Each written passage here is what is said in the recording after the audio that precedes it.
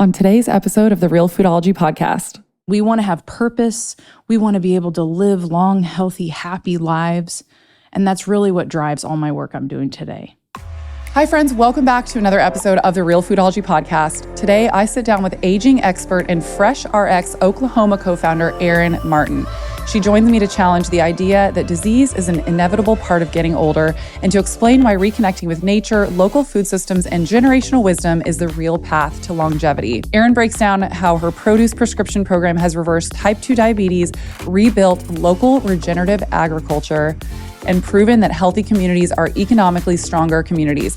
We also dive into Oklahoma's groundbreaking Food as Medicine bill, how it prioritizes local growers and nutrition for populations across the state. If you've ever wondered how to get involved in your state's food policy or support programs like FreshRx, Erin shares exactly where to start and why it matters. This is such an awesome episode, you guys. We keep hearing about all these doom and gloom stats, how they're cutting SNAP benefits and they're cutting funding to Medicaid and Medicare. But this whole episode, Erin talks about all of the amazing programs that we have in place that are actually really taking care of lower income families and how we're getting real, organic, regenerative food into those families so that they can heal their bodies with their food. It's so amazing. I loved this episode. I hope that you love it as much as I do. If you could take a moment and rate and review. I know I ask every week. It really does mean a lot. It is so easy. It takes 5 seconds and it really does help the show. And I hope that you're loving the episode. Tag me at Real Foodology, and I will hopefully see it and repost it. Thank you so much for listening. I hope that you love the episode. If you're looking for a delicious drink that will improve energy, focus, and support healthy inflammation levels, you need to try Paleo Valley's Superfood Golden Milk. It combines the profound, well-demonstrated health benefits of turmeric with other nourishing certified organic superfoods such as lion's mane, reishi, cordyceps shiitake, Ceylon cinnamon, ginger, and more. Plus, they've added organic coconut milk for its brain-supportive MCTs, black pepper, Himalayan pink salt, and organic monk fruit for an amazing taste and maximal absorption. Inflammation is an important part of the body's natural healing process, but unfortunately, our modern lifestyle, diets high in sugar, unhealthy fats, stress, allergies, poor sleep, environmental toxins can trigger chronic inflammation, which can become the foundation of modern-day disease. Turmeric tea is also something that the Okinawans, who were known for their longevity, drink on a daily basis. However, turmeric tea can have a harsh, bitter taste that does not appeal to everyone. Furthermore, without black pepper, its range of beneficial compounds may not be fully used by the body, which is why they created a blend of slightly spicy and sweet ingredients that your body can recognize and use efficiently to support healthy levels of inflammation, brain and immune health, and overall wellness, all in one deliciously creamy drink. To try the Superfood Golden Milk today, go to paleovalley.com/realfoodology and you will save 15% off when you use code REALFoodology. Again, that's paleovalley.com/realfoodology. This cold and flu season, I am determined to stay healthy. So I'm stocking my medicine cabinet proactively with non-toxic, doctor-formulated essentials from Beekeepers Naturals to support my immune system every single day. If you don't know what propolis is, it's basically the defender of the beehive, a powerful blend of plant and tree resins and enzymes made by bees. It's packed with antioxidants like polyphenols and flavonoids that fight free radicals and oxidative stress. Studies have shown propolis has antibacterial and anti-inflammatory properties. Plus, it helps fight germs with its antimicrobial and antifungal effects. I love Beekeepers Naturals because their propolis is the real deal. No other brand comes close in purity or potency. It naturally contains vitamins B, C, and D, zinc, and over 300 beneficial compounds. My personal favorites are the Propolis Throat Spray, which I use daily for immune support, and the Bee Soothing Lozenges, perfect for travel or when you feel that little tickle in your throat. Today, Beekeepers Naturals is offering you an exclusive offer. Go to beekeepersnaturals.com/realfoodology or enter code REALFoodology to get 20% off your order. That's BEEKEEPERS naturals.com/realfoodology or enter code REALFoodology. Beekeepers Naturals products are also available at Target, Whole Foods, Amazon, CVS, and Walgreens. I've been really intrigued about this for the last couple of years because we keep hearing the world's overpopulated, and the birth rates are actually declining so much that we're now concerned that we're not going to have enough old people or young people to take care of the older generations. Right. That's exactly right. And a lot of people think that we're aging longer in the U.S., and we're actually declining. That's so crazy. And we're spending the most money per capita in the world on healthcare, but our longevity is declining. Other countries, people are aging a lot longer. Yeah. Yeah, you look at the blue zones. United States, That's right. Not a blue zone. No, there is one in the U.S., though. Oh, yeah, there's one city, There is. right? There is. Loma Linda, California. That's right. Lots of sense of community activity focused on eating healthy. There's also a quasi-blue zone in Pennsylvania what's really interesting about the blue zones is that even though maybe they don't have a great diet, in some, they smoke and drink in some of these blue zones, quasi-blue zones, but they have this really close connection of community. Yeah. And that seems to be what's at the core of these blue zones, which is really interesting. Yes. I think that is the number one thing is the community more than anything else. That and the eating of real food is another really big one that a lot of these blue zones also have in common. Yes. Local food, which we're going to go into. Yes. Well, Erin, thank you so much for making the trip out here because I know you flew in for this. I'm so excited about this episode. You're doing really cool stuff right now, and we've been needing to do this conversation for a while. So thank you so much for coming on. Thank you so much, Courtney, for talking about truth on your platform and doing everything that you're doing. I really appreciate being here with you. Thank you. Same. You too. You're doing similar work too. It's so awesome. It's so cool to see what you're doing. So I want to dive into first, you are a gerontologist. I said that right? Yes, okay. You did. You got it. Good job. Okay, good.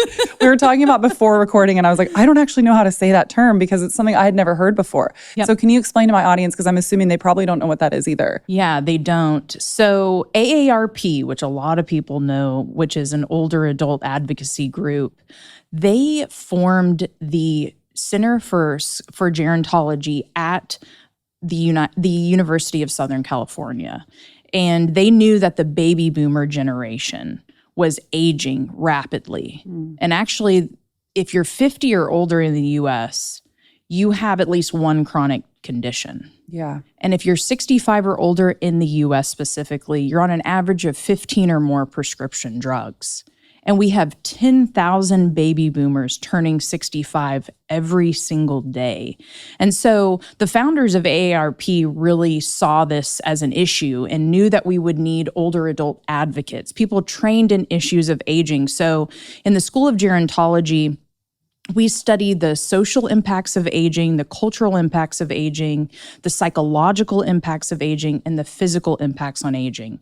And I learned a lot from that. It's actually the only freestanding school of gerontology in the world, and it was the first, but now other schools are starting to have these specialties. So I'm not a physician, but physicians come and get trained in gerontology and other types of professionals, people going into policy. I was really being trained to be a long-term care administrator. I started working in a retirement community when I was 15 years old and really fell in love with older people. Oh, I love that. That's so cool. So in your time working with older people, what have you found is the most important when it comes to aging? Whether it's, and I guess in a way of a lot of the conversation now that people are having is we're concerned about longevity and lifespan, which is not only living to an older age, but your quality of life as you age. Yes. What are some of the markers that you have found are the most impactful in that? People say lifespan, and there's also another term called health span. And people would rather they'd rather live well longer than just waste away, which is what we're facing. I actually saw in working in all levels of long-term care from the time I was 15 till I was 25, I saw people on 15 to 32 prescription drugs at a time with 5 to 6 comorbidities, chronic diseases. Oh, and most of those are preventable, by the way. Yes, most of them are preventable with lifestyle. And so I started learning that. And one of the things I learned in gerontology school was all these myths about aging. One thing I learned was that disease is actually not a natural part of aging. We need to talk about that.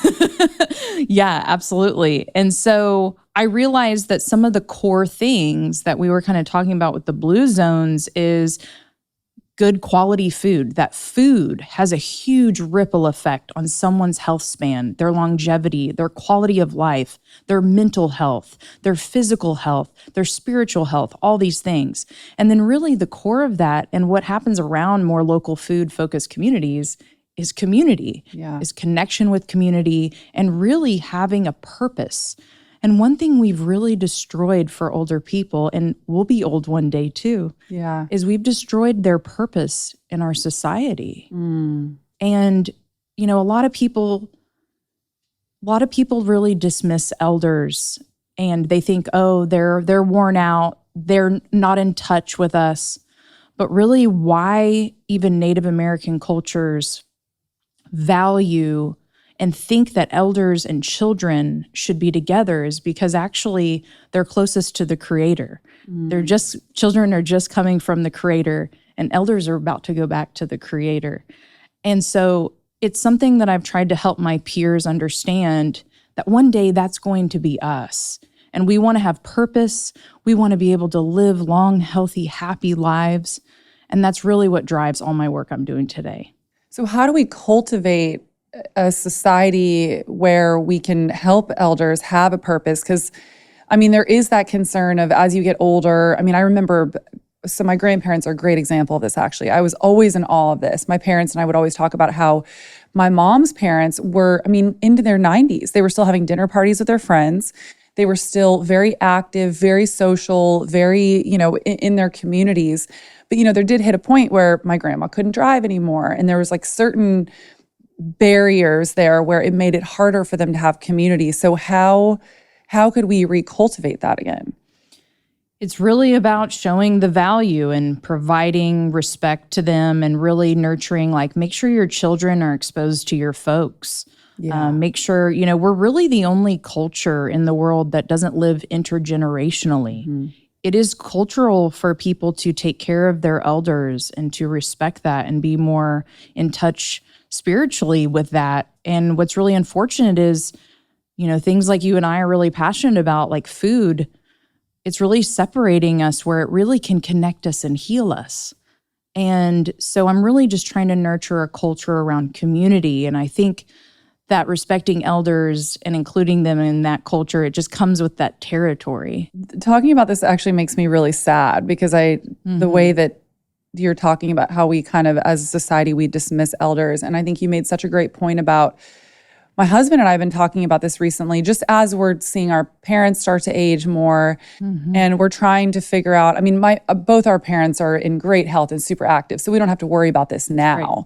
But I'm just saying we're starting to kind of talk about, okay, what will we do when that time comes? Because neither of us feel like we want to put our parents in a nursing home. But, you know, then there's this barrier where it's like, okay, you know, we also want to have kids. Are we going to have a house with like 6 bedrooms so we can have our parents live with us? Or like how, you know, like we're just starting to think about that and navigate that. And I do have hope. I feel like a lot of our generation is starting to look at this in a different way because I think we watched our parents, and this is not an attack on our parents' generation. I think that they were just doing the best that they could. But I think a lot of us watched our grandparents go into nursing homes, feel really sad about it, feel like they were kind of neglected in a way that we don't want to do the same to our parents. That's right. And it makes a lot of sense. The baby boomer generation, there's different aspects to it. Like they have different benefits from the time period they grew up than we do. And we have different problems that we have to face just with skyrocketing land prices and food and inflation and all these things. Yeah. This is something that was handed down to us because those problems weren't fixed. They were exacerbated during that time. And so, yeah, we have a lot to clean up and a lot to do. And it's great that you all are thinking about that because we are going to have to rethink how we do community. I mean, Social Security was brought about and at the time, great idea, but actually allowed older adults to live on their own for the first time, which can be seen as good or bad. And then people really just wanted just their nuclear family, just the parents and the children and their white picket fence. But they totally left out the elders and that kind of picture of what it looks like to be this American family. And now we really have to rethink that and rethink community instead of separating and what this is mine, this is yours, like what's ours together. And that's really what we're facing and having to think about and have those hard conversations. Yeah. And I can't help but wonder, you know, it's no shock to anyone to know that our society is not going in the best direction right now in many different ways. Yeah. godless. It feels like lawless in some places. It's kind of going to hell in a handbasket. Yeah. And I can't help but to wonder if part of that is because we have this disconnect now from our elders, because it's like we have this disconnect from wisdom that has always been passed down for generations. And I think we're also seeing this with our food, for example. It's like moms are not teaching their daughters how to cook anymore.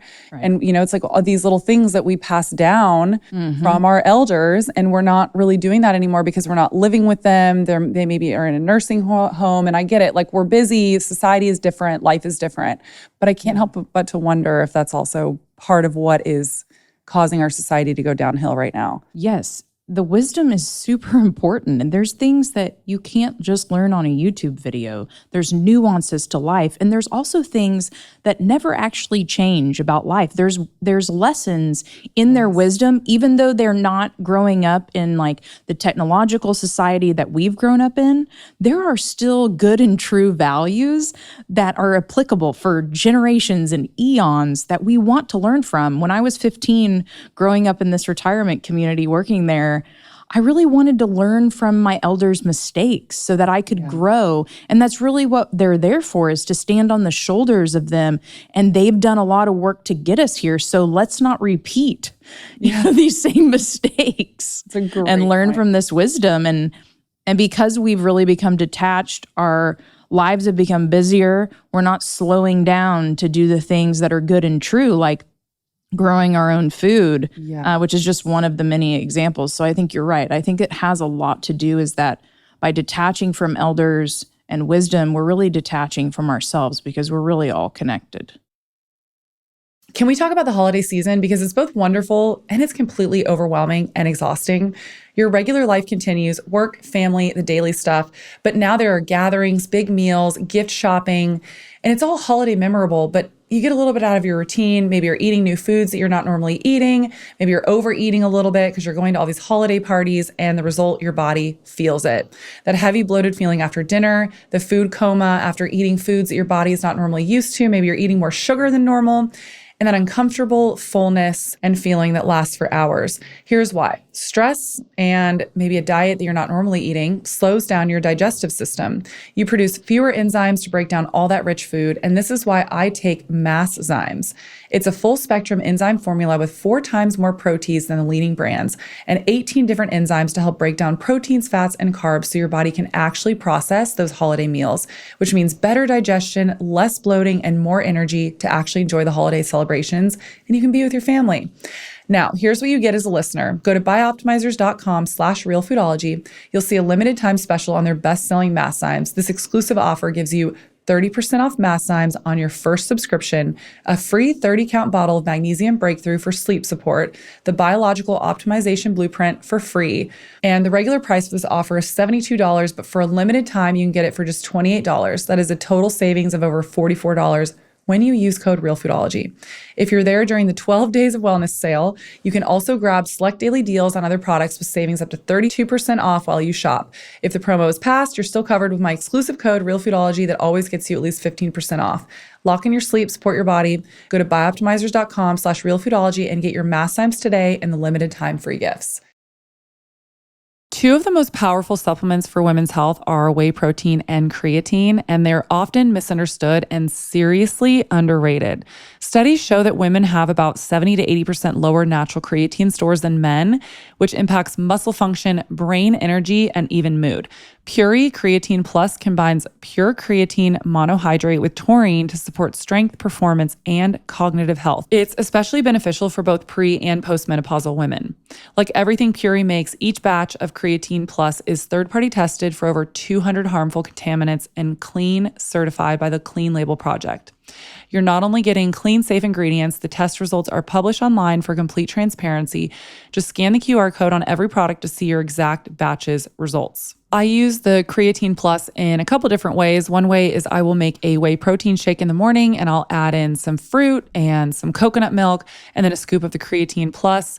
Or I love making these protein yogurt bowls with coconut yogurt, the Creatine Plus, and whey protein. And then I add a little bit of either grain-free granola on top, maybe some fruit, and that's it. Puree checks all the boxes: purity, potency, and peace of mind. So feel the difference for yourself and go to puree.com/realfoodology and use the code realfoodology at checkout for 20% off. The code even works on their already discounted subscriptions, giving you almost a third off the regular price. Don't wait. Try Creatine Plus today. Clean, science-backed supplements that you can actually trust. So go to PUORI.com/realfoodology and use the code realfoodology. Yes, exactly. And we're forgetting that people have come before us and they've made mistakes and they've learned from their mistakes, and we can actually learn from them, like you said. And that's what we're really going through, I think, in the agricultural community, is that it's a remembering. It's a remembering of what was good and true. And, humans love to overcomplicate to come back to simplification. We go down all these rabbit holes and we realize, the simple things were actually made sense. Okay. And so I think that's what we're really coming back to. And I hope we can get there quicker.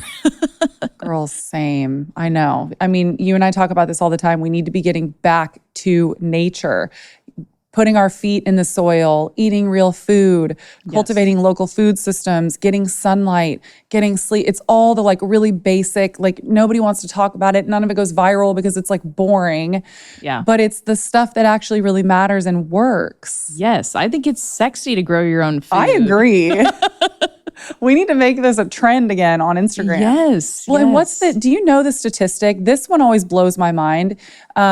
When our grandparents were children, there was a certain percentage of households that had a backyard garden. Do you know? Because I don't remember. It was a lot, but I don't know the exact statistic. I don't know the exact statistic, but it was really high. And then obviously now, I don't know anyone, actually that's not true. I think I have 2 friends that have little backyard gardens, but most of them are not eating majority of their food from it. And during World War II, we had the victory gardens where people started growing food for themselves and for the community.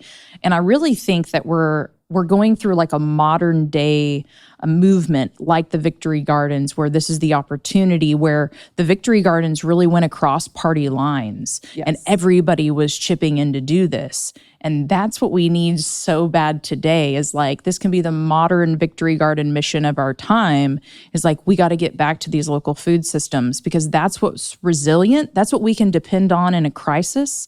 And that's what we saw with COVID too, is how important that was. If we didn't have trucks coming in our city for 72 hours, we were literally going to starve. And that makes no sense, especially in Oklahoma where there's land everywhere. It doesn't make sense. The math doesn't math on that. Let's pitch in and do this, and we have to prioritize it. I know. That'd be so cool. I keep hoping that there's going to be a movement where we all start focusing on growing our own food. It's so hard. I'm such an advocate for it. And then I sit here going, oh my God, well, I personally don't have a place I can plant right now. And I don't really have a lot of time. So it's hard. And I'm such an advocate for it, but it's hard to find the time, the resources, the actual land to do it. But it is something in my forefront. And even if you don't grow your own food, I think for all of the listeners out there, support the ones that are growing the food. Mm-hmm. Support the food hub and the food aggregators that are doing that. And in bigger cities, just search it, just Google it. You can find food hubs, local food hubs, make sure they're buying direct from farms. There's pretty much farmers markets everywhere. And if you don't have time to go to the farmers market, a lot of people don't want to get up Saturday at 7 a.m. Don't blame them.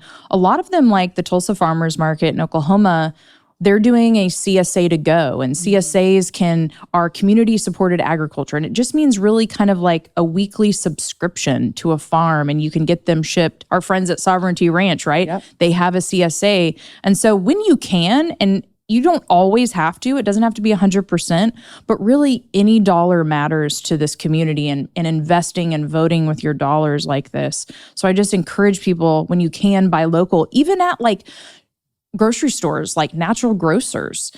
There's organic regenerative stuff. There's Alexander Family Farms, A2 Dairy. I mean, there's some really good family farms that are being sold in stores. So even when you can't make it to buy local food, you can try to make better choices if you can afford it, if you can get there. And there's also great ways to afford it if you don't have a lot of money. And we could talk about that too. But there's lots of options. Yeah, there's lots of options. And actually, I talk about this often. You know, so many people ask me, well, how can I help? How can I get involved? I want to be a part of this food movement. Yeah. And I always tell them supporting your local farmer is literally not only the easiest because you have to buy food, but it's also one of the most impactful things you can do. You getting your maybe a couple friends and a couple family members together to buy from a local farm could be the difference between this farm not being able to stay open anymore versus keeping them afloat. Exactly. And it's not even a lot of grunt work for you. And then you also get to benefit by getting all this amazing locally grown, hopefully regenerative, organic food. Yeah, and even though we can talk about the ripple effects of this and the environmental ripple effects, but even just the economic ripple effect on its own. Yeah. Most of the businesses and things in our cities now, it's an extractive model. Your dollar is not staying in your community. And a lot of people say there's like a local food calculator out there. There's lots of different figures, but people say $1 spent in your community is like spending $3. Yes. That's a huge multiplier, not to mention the multiplier on your health, the ecological benefits of that, protecting your watershed. I mean, we go on and on and on, but providing jobs in your community, supporting those farmers, they need that. They need that support, and you need them too. Exactly. It's a symbiotic relationship. Yes. So one of the things that you have been working on in your community is, well, there's two things. So there's the FreshRx, which I want to talk about, and then also a recent policy that you just pushed through. But let's talk about, so what is FreshRx and what is it doing for your community?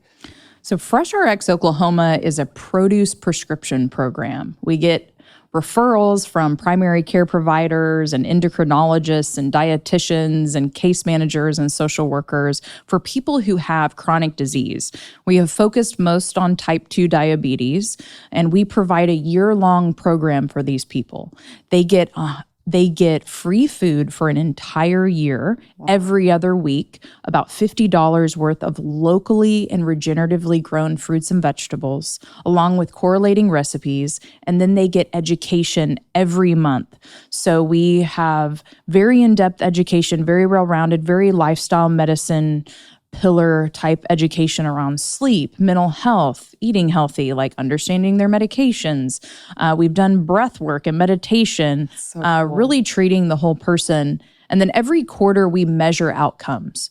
So we get baseline metrics, and then every quarter we're measuring their A1C, weight, and blood pressure. And then we measure a lot more things kind of pre and post program.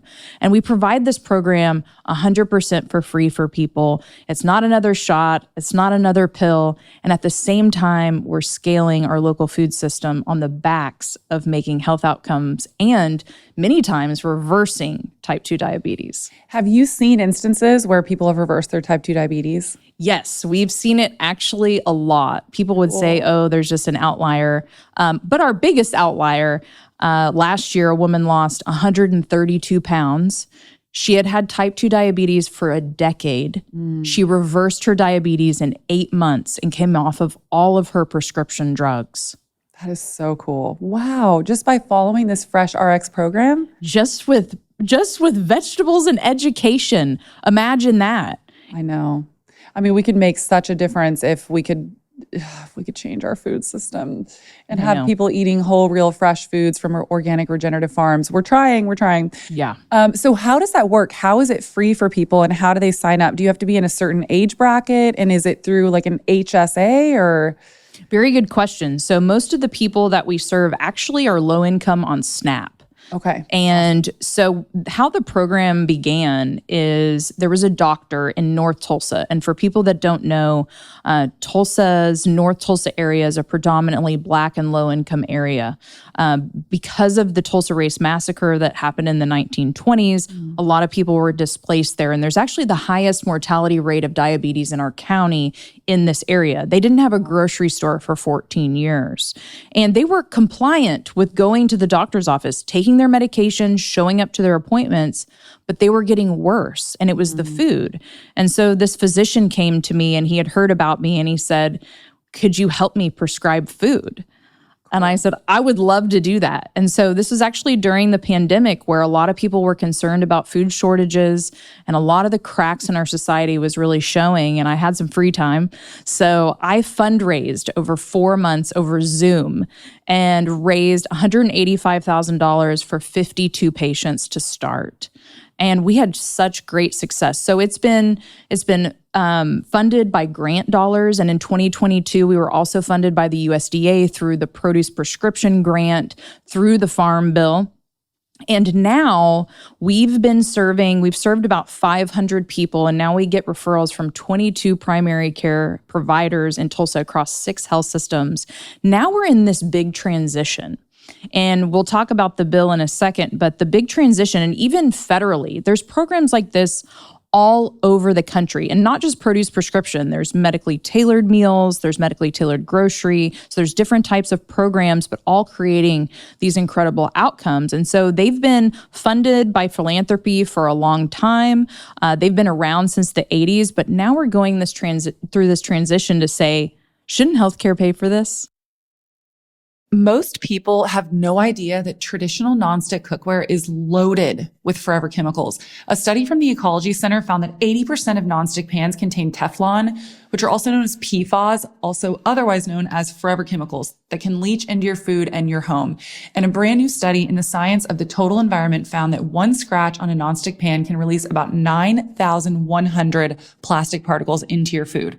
This is why switching to toxin-free cookware is one of the most important choices you can make for your health. Our Place makes high-performance toxin-free cookware completely free of PFAS and PTFEs, so you never have to wonder what's ending up in your food. And their 4-piece cookware set is the easiest way to overhaul your entire kitchen. You get 2 always pans and 2 perfect pots in mini and full sizes, replacing a whole cabinet of bulky, outdated cookware. You can saute, sear, fry, bake, boil, steam, everything with just 4 pieces, and buying the full set saves you $150. Personally, I love how their nonstick surface performs. Eggs glide out, cleanup takes seconds, and everything matches in those iconic Our Place colors. It genuinely upgraded my kitchen. And also, if you are looking for a great non-toxic air fryer, I highly recommend checking out their Wonder Oven or their new Wonder Oven Pro. They are amazing. I love them. I use mine every single day. Our Place is having their biggest sale of the year right now. Save up to 35% site-wide now through January 12th.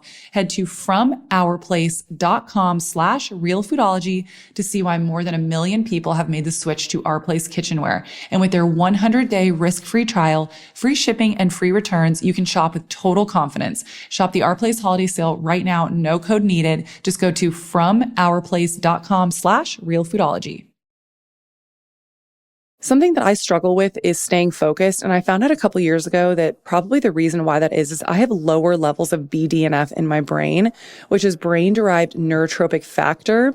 Now, one of the things that can actually help promote and stimulate more BDNF is lion's mane mushroom, which happens to be in my favorite coffee everyday dose. Something else I really struggle with is not having enough time in the morning. I'm really busy. I feel like I'm always on the go. I'm traveling. And my everyday dose coffee is coffee plus benefits. They combine high quality coffee with powerful ingredients like lion's mane and chaga, collagen, protein, and neurotropics to fuel your brain, boost focus, and give you clean, sustained energy all day long. It tastes just like coffee because it is, without the downside, no crash, no jitters, just clean, sustained energy. You can get 61% off your first coffee starter kit, a free A2 probiotic creamer with over $100 in free gifts by going to everydaydose.com/realfoodology or entering realfoodology at checkout. That's everydaydose.com/realfoodology for 61% off your first order. Everyday Dose is also available at your local Target. Yes. That's awesome.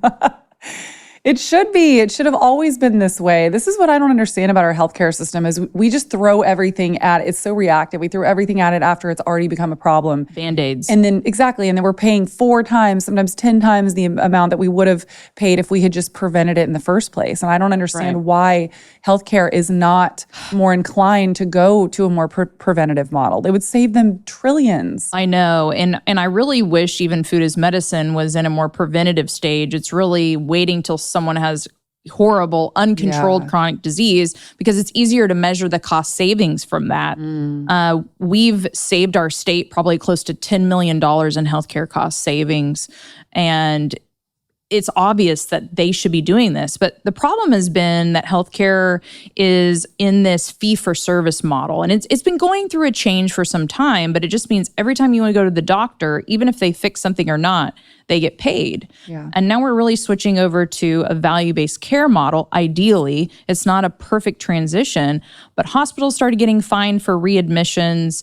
And so I really believe that food as medicine programs should be aligned in a value-based care type contract with health payers, that it holds everyone accountable for outcomes. It's not about just giving people free food. It's treating this as a real healthcare intervention driven by outcomes. I'm held accountable to say that I'm making sure people are being educated, that that's required, that's really the biggest piece. And the food is a great teaching tool. And having those two elements together, people want to get better. People want to know. There's a lot of people that think, oh, people are just there for the free food, or, these people on SNAP don't want to get better. And that's actually not true. People were begging to get in this program.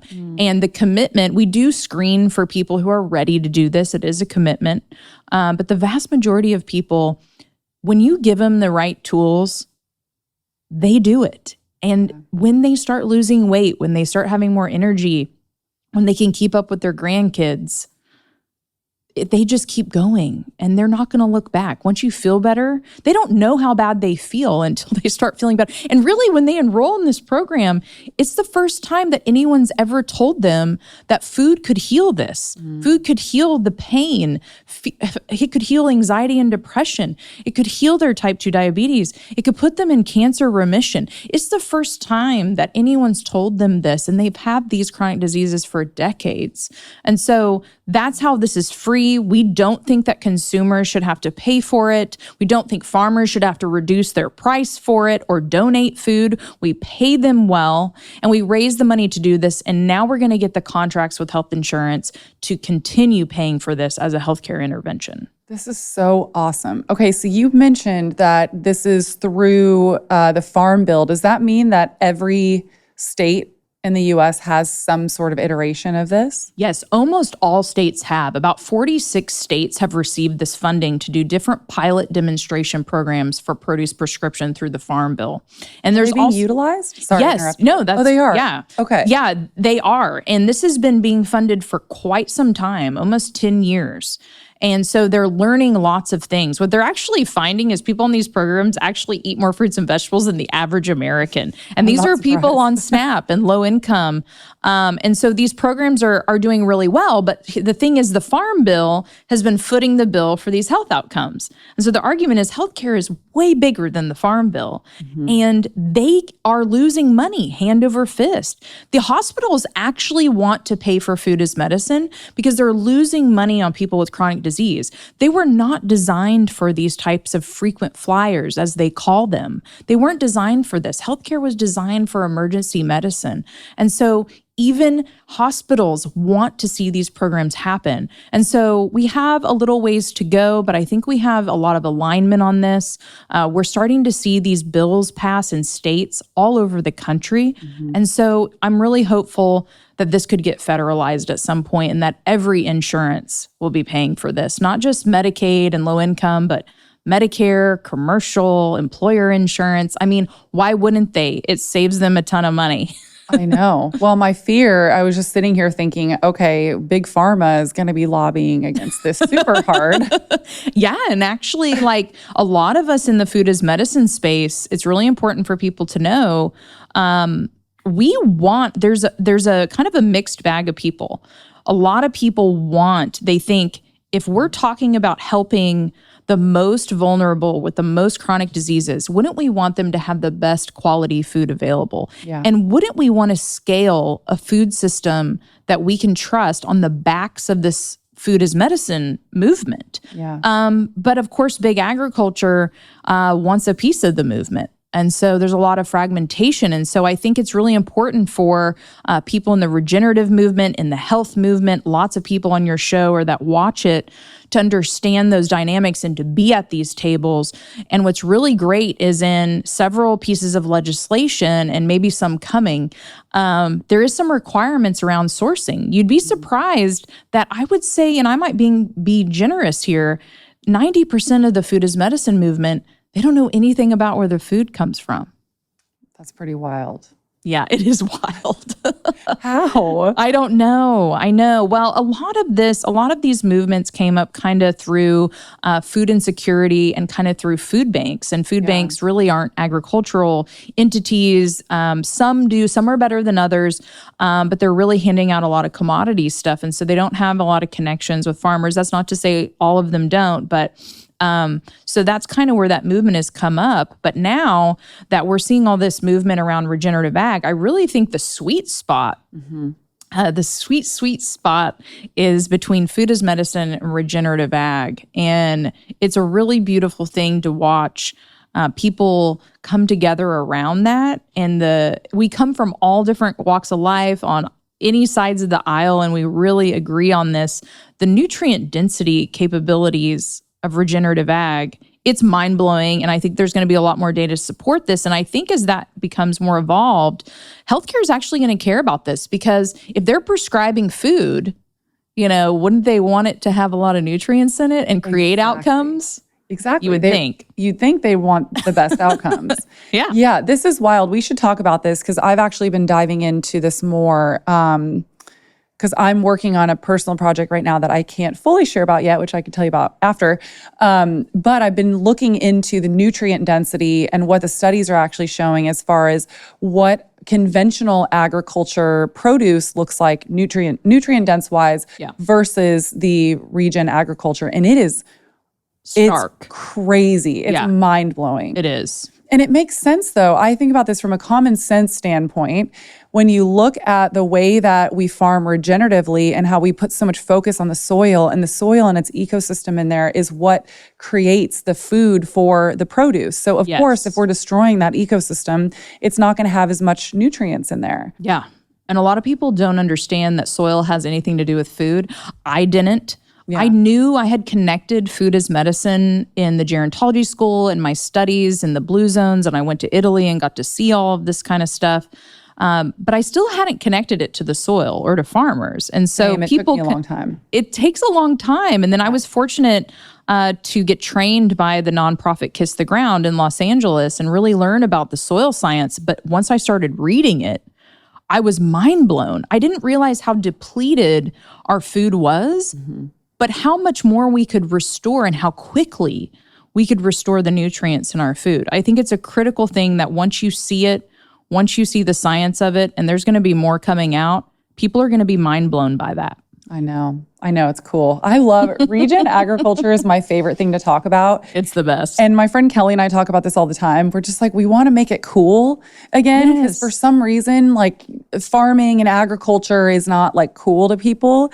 And I don't know why, because to me, it's my favorite subject to talk about. I think that what is more important than actually going to the source, working with nature, going to the farmers that are growing our food that's literally keeping us alive on this planet. It can be the difference between being very sick and having type 2 diabetes and being overweight versus thriving. To me, it is like, how do most people not care about agriculture at all? Yeah. And I get it, but we still think something comes from a package because we've been so taken away from that, and we don't understand it. And I think even our institutions, like our universities, agronomists, like they've been very trained in chemical agriculture, and there's a pervading belief that we have to have it or we'll starve. Yeah. And that comes from an old type of thinking and when we know something and we did the best we could with what we knew at the time, but now we know more. There's new science. It's relatively new. A lot of the science that Kiss the Ground was teaching happened in the 1990s. And so it takes time for that to come into critical mass and for people to understand that. And so it's so entrenched and there's a lot of money in it that people are so detached. And there's a lot of propaganda confusing people on many fronts, but one of them being agriculture. And so many people, even many leaders, in general, people, that's what they believe. They don't understand regenerative agriculture. And I'm hoping more people will soon. And the more we talk about it, I'm glad it's your favorite. Oh, I love it. I do so many podcasts about regen agriculture just because I can't even explain it. I don't even fully understand why I'm so obsessed with it. It just makes me feel like it's part of my purpose on this planet because I have like such an obsession with it that it's kind of almost weird, but I just love it. And I think once you start experiencing what it feels like to eat food from regenerative farms, and when you actually go out there and you meet the farmers and you put your hands and your feet in the soil, there's just a different feeling that I can't explain to someone without experiencing it yourself. Yeah. And I think that there's just this, we have been so disconnected from our food, from our soil, from what actually gives us real life. And when you start getting connected to that again, you go, oh, this is the source of life. Right. And it gave me hope. Me too. Everywhere I looked in long-term care and healthcare, there were more problems and more problems. And I was like, where am I going to put all this passion and fire in? And so it gave me hope. I thought, man, we are so doomed. People are on all these drugs. There's all these chronic disease. What's the problem? What's at the root of it?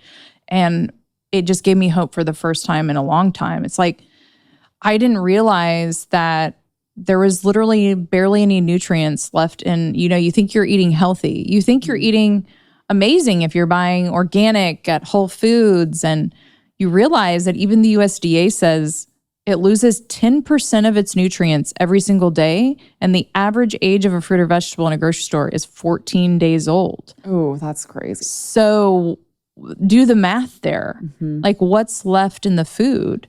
Not a whole lot. And so the nutrient variations in food by how it's grown is stark. And a lot of people just assume a grape's a grape, a carrot's a carrot. But we know from new studies that spinach can vary 365 to 1, which means you'd have to eat 365 pieces of spinach that you could eat in one, the same nutrients. That's crazy. Think about how much calories you'd have to eat. And your taste buds know the difference. And I think like that's part of the thing you experience when you eat that food is it tastes so much better and it doesn't have all the toxins on it at the same time. So those are things that people like don't even understand. Our leaders making decisions and policies, like they don't understand. And so, we work really hard to make sure that people understand that and are reconnected to that. Some people have never heard these statistics before. I know, it's wild. Yeah, so speaking of the lawmakers, so you were a part of passing a bill called the Food as Medicine Bill in Oklahoma. When does that actually come into fruition and what does it entail? Yes, the Food as Medicine Act of Oklahoma was passed on May 1st this year.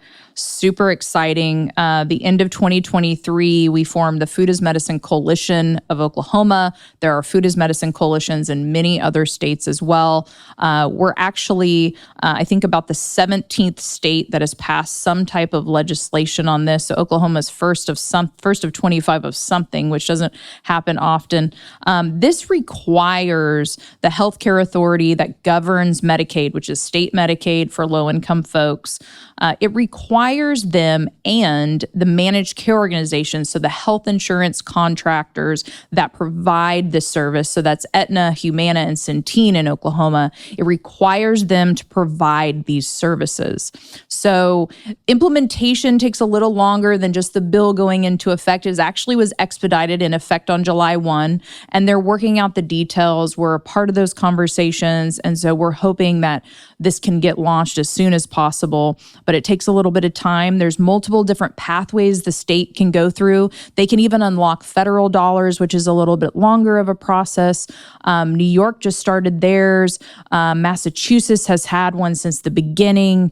And North Carolina did one of the largest demonstrations, and they showed an $85 savings per member per month.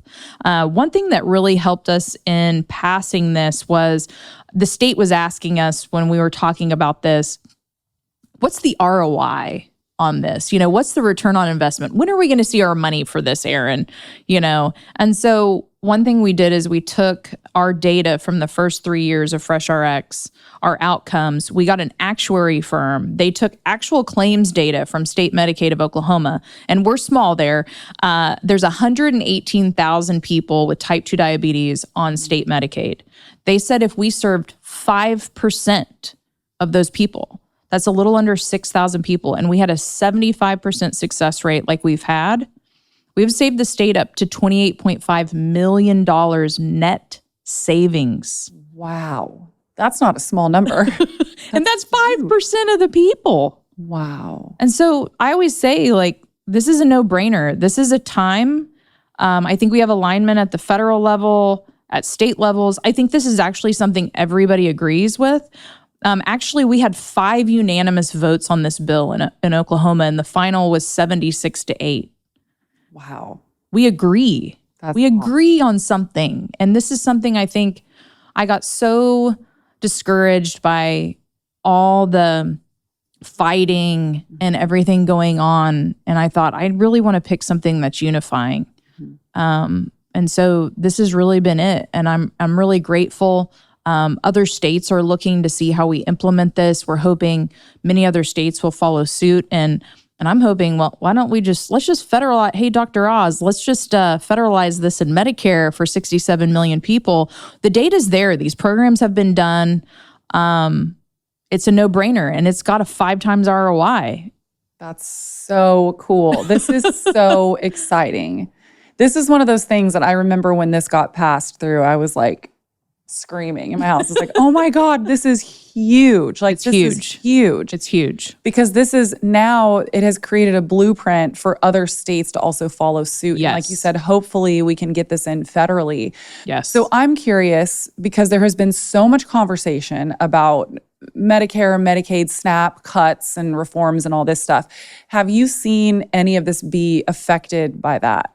That's a really good question, and people are asking that a lot. And what's great is we work with this team of lawyers at Harvard University. There's this Center for Health Law and Policy, and they actually help form a lot of these laws.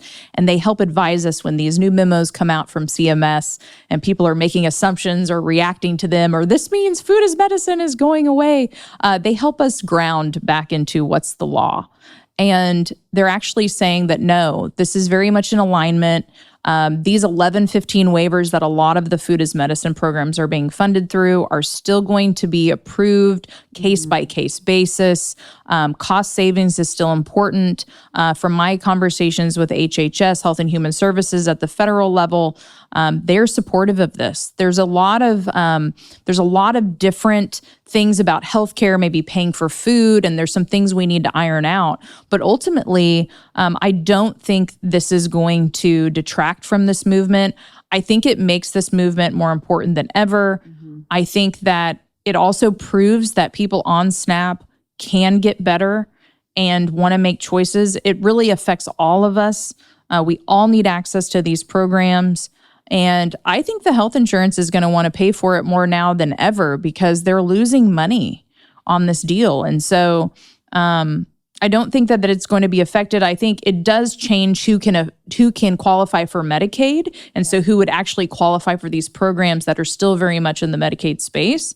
But if we federalize this, if more commercial insurance covers this, and if people can use their HSA and FSA, there's all sorts of pathways that people can access this, and it doesn't take any money to go on our YouTube channel to FreshRx Oklahoma and learn and change your behaviors. One of the best videos we have is how to shop smart at a Dollar General. If that's awesome. If that's what you have access to, there are smarter decisions. There's frozen vegetables at many of them now. And so there are better ways that you can use your dollars, you can stretch dollars when you actually know how to cook or preserve or store food. You can do better. And so people think, oh, local food's more expensive. I think that's a lot of propaganda. I think when you actually get down to it and you know how to make good decisions and you're empowered. My brother is on disability. They've been living on like $20,000 a year for a very long time on a fixed income, and they know how to do it. And so that's something that we have to remember, that no matter what's happening at a federal level, at a policy level, with Medicare or Medicaid, we can change our community and we can still change our behaviors. We may have to, make the best decision with what we have right then, but there's always ways to make better decisions. Yeah, absolutely. I think a lot of this, it comes down to education. Yeah. And learning how to cook and learning how to, like you said, preserve your food, extend your food as long as you possibly can, like, getting creative with different recipes and different foods that you have on hand. And a lot of this does come down to education. Because I mean, I've talked about this so much already on the podcast, but because, we hear so much, oh, it's so expensive and it's so hard and it's so inaccessible for people to eat healthy. And yes, while there's always going to be those certain scenarios where somebody is really, in dire straits and they really don't have access to a grocery store, I get that. I'm not just diminishing that.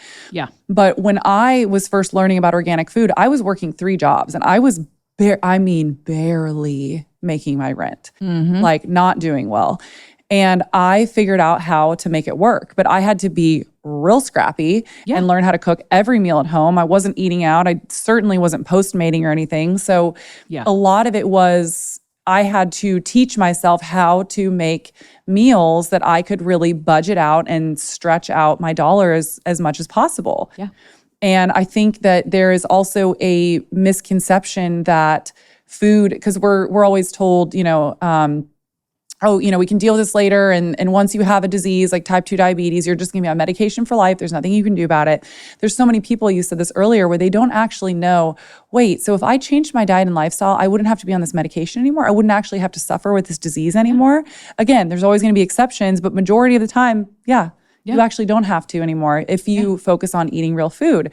And so I think there's a large education piece there that really needs to get out to the general public of food can be medicine, and you can actually completely change your life based on your diet and your lifestyle. You just have to know what to do and you need the tools. Yes, and that education should be accessible. Like when we want to, we're making decisions to limit what you can buy on SNAP, fine. Let's include also some education to support people. Yeah. I'm 100% behind that. As long as there's support for people to make different choices, they just need some education and support to do that. One thing a lot of people don't know about is people on SNAP, a lot of states have double up, which means they can double their SNAP benefits, a lot of times up to $20 a day if they're buying healthier food. And a lot of states have that. That's actually funded through the same fund as Produce Prescription through the Farm Bill. And those are very much farmers market based. Yeah. And that's really important that you can go to the farmer's market and maybe some stuff is more expensive. But if you use SNAP and double up, it's going to be like the same cost, or it's really cheaper when you think about it from nutrient per dollar than calorie per dollar. I think people get that very confused too. And when your body is satiated, you might not even have to eat as much because you're getting all the nutrients. And I think once you really think about it that way too, then it makes a lot more sense financially as well. Yeah. I talk about this a lot too. So there's going to be a massive difference between if you buy, like, all these ultra processed foods are expensive now too. All groceries are pretty expensive now. And especially those name brands. And I think about if you were to buy a big bag of Doritos and like maybe a family size box of cereal, it's probably going to be $15, $20 now. For that same amount of money, you could actually get a carton of eggs and at least a pound of ground beef. And you're actually going to be more satisfied. You're going to have more meals because you could have eggs for almost a week, or depending on how many people you have in your family, maybe a couple days. You're going to have nutrient dense, higher protein. You're going to feel fuller versus I think everybody knows the feeling of eating a whole bag of Doritos and being like, okay, what next? I'm still hungry. Yeah, that's why you keep eating. Exactly. It doesn't actually satisfy you. It doesn't. And so there needs to be a larger discussion and conversation around, if I'm going to have a bowl of cereal in the morning, I'm hungry an hour later and I need more. Right. Versus if I was to do bacon and eggs, I'm going to feel full and satisfied for a lot longer. Yeah, it really does come down to education, and there's so much confusing narratives out there. And what people don't understand is there's a lot of companies that have spent a lot of dollars to confuse us, to think that sugar's not that bad for you, that all these things are really all that not bad, and things that actually have nutrients in them are bad for this and that. And it's really hard to make decisions. And I always say, just don't give your authority over, do your own research, read about it, and try to make better decisions. And if you just need easy ways, like on our website, FreshRxOK.org, we have our recipes listed there. They're done in with respect to affordability and accessibility. And you can go on the YouTube channel and watch classes and learn and make it work for you. And every situation is different. Yes, everything is expensive right now. There's better ways, there's better decisions you can make just in the situation you're in. And we just have to do the best we can do, but know that you are not stuck with the disease. That is not just, you don't just get a disease and die.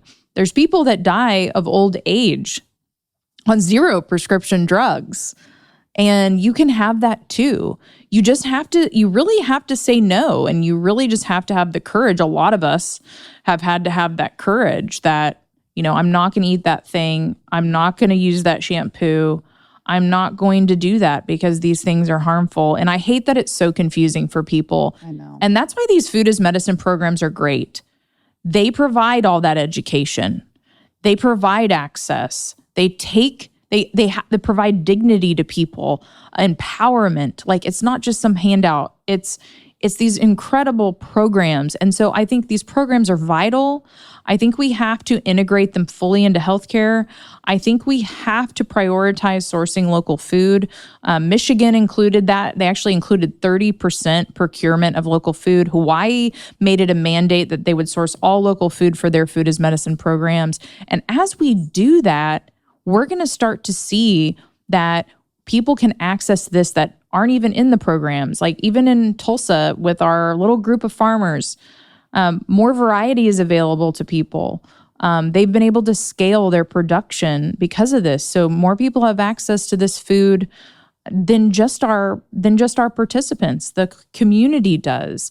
And they didn't even know these farms existed or how they could get them or how they could afford them with their SNAP and double up. They can actually buy organic regenerative and it's not more expensive. I think that don't stay small. Don't believe that you can't find a way because it's worth it. I think also the other thing is when you're healthy, when people are healthy, I actually think that benefits the economy.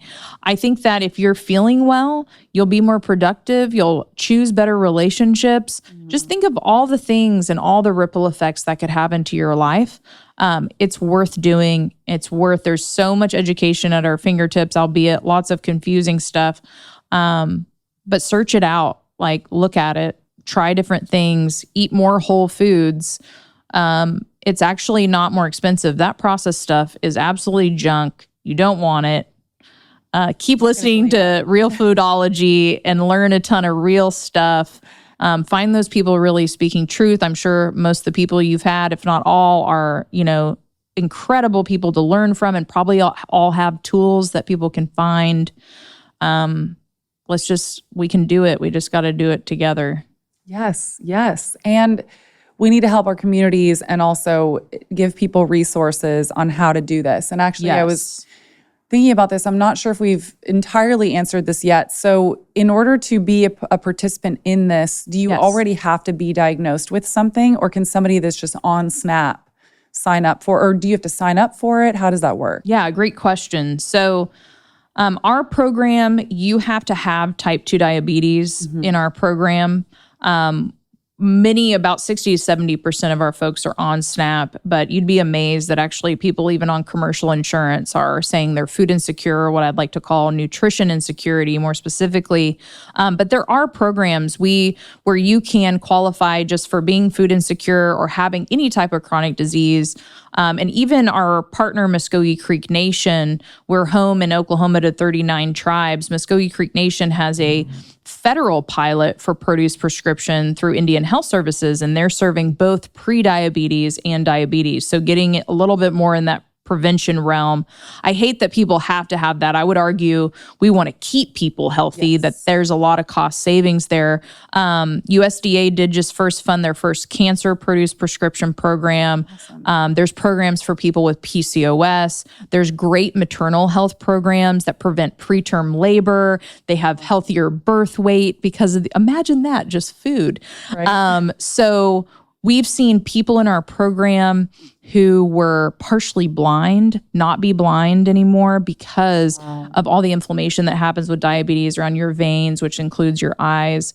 We've seen people on walkers go off of walkers because they don't have inflammation anymore. So on our program, yes, they are particularly low income and have type 2 diabetes, but there are programs all over the nation that are employer insured programs where you just are an employee and you may have some type of chronic disease.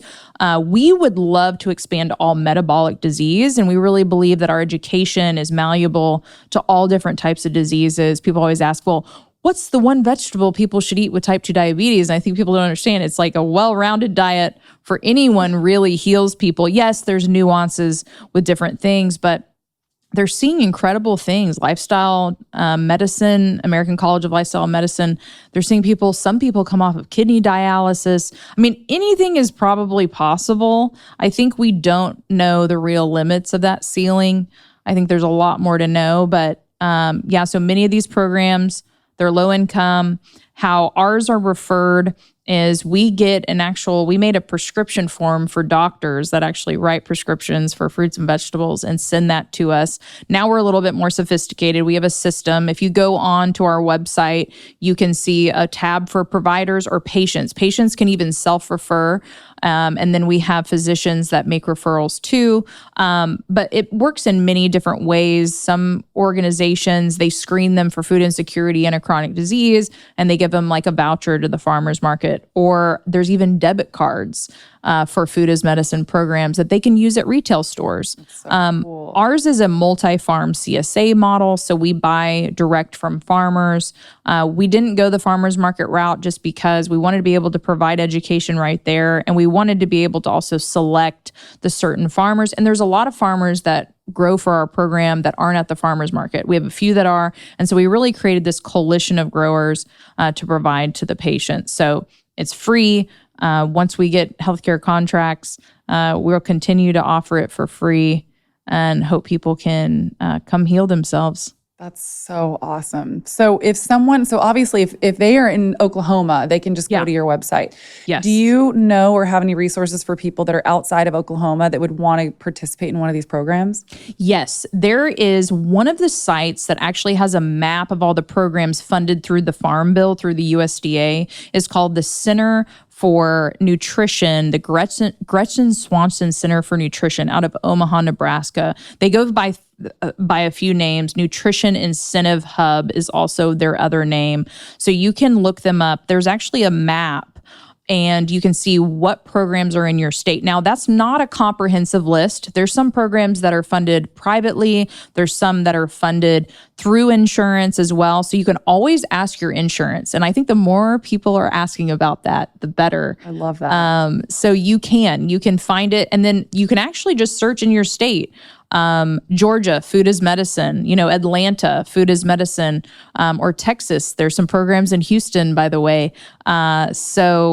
You can really search and find those programs. You can ask them if they are qualified, if they're currently enrolling and get enrolled. Find those programs if you can. One of the best programs in the nation is in California called Recipe for Health. They source 100% organic regenerative, and they've served 9,000 patients. So they're like us on steroids. Cool. There's a great group in Kentucky called Need More Acres. They aggregate from multiple local farms. They have multiple food as medicine programs. There's a beautiful medically tailored grocery and medically tailored meal plan called Community Servings in Boston, Massachusetts. They serve almost all over the state in Massachusetts, and they have incredible, chef quality food for people with all sorts of chronic diseases. So find your program. If you're a farmer, get a hold of them, see if they'll buy from you.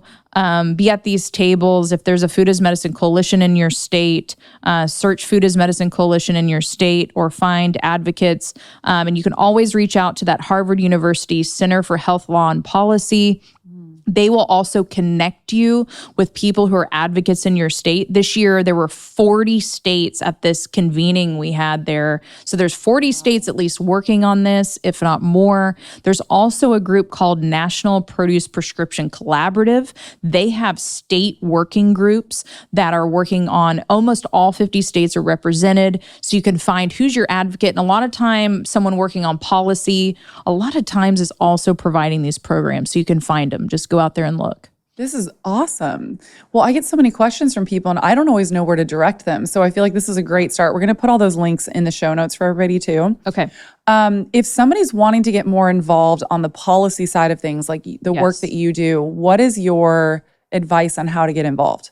Yeah, so that same group at Harvard University, Center for Health Law and Policy Innovation, they have a ton of policy documents on how this is getting integrated into healthcare. What are the policy pathways? What other states have passed these bills? So they're a great site. So it would be CHLPI, CHLPI.org. Also, just super easy. If you go to my website, erinwmartin.com, there's a free food as medicine guide.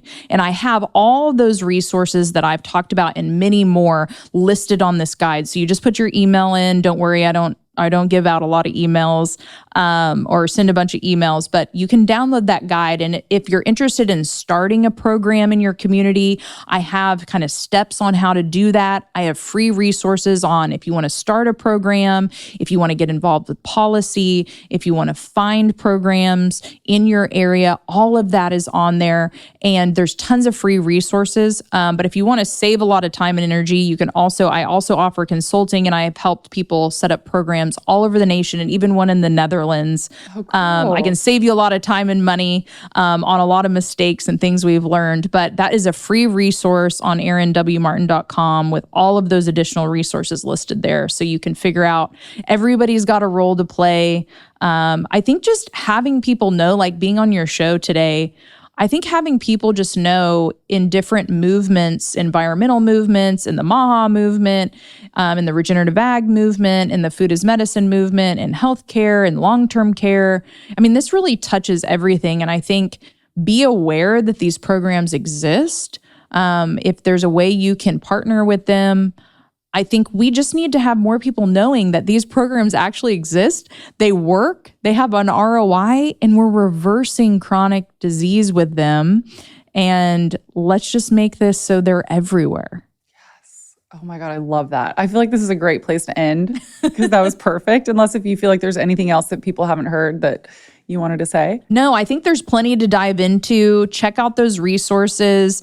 I think, the thing I like to tell people is, the only person you really can change is yourself, and you be an example to that. It's so hard. I mean, I watched my dad get diabetes, die from pancreatic cancer, and I'm like the biggest food as medicine advocate. Like, it's really hard, and especially with your close family and friends, it's hard.